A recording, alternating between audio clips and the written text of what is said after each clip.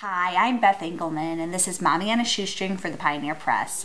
And today we're talking about crafts that you and your family can make together as gifts, and a great one for you to do with your kids, and one that grandparents and aunts and uncles and friends will love are these really cute and decorative wind chimes. And this is an extra long one, and it's very easy, and I love this because it's something your kids will love to make too.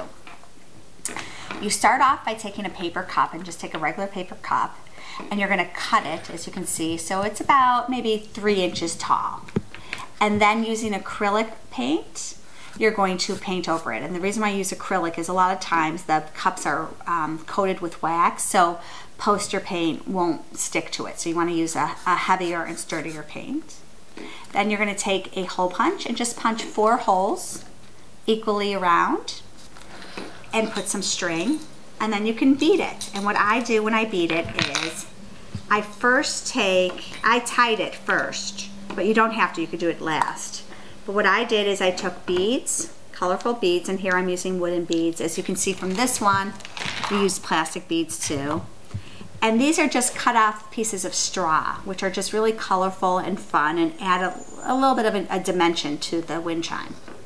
You're just going to string everything through, and again, your kids can do this, and they can come up with any pattern or design they want. So, just for a nice holiday cheer, and just to make a little bit of nice, sweet music, I add a silver bell.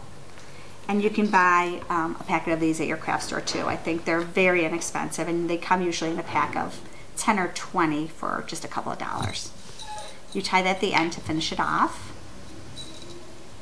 So ultimately, it will look like this. Then, to make your little hook, you're just going to use a pipe cleaner. So easy. You just snip off half a pipe cleaner. You're going to make a loop, and then stick it through the hole from the top. And I just took a pencil to make the hole.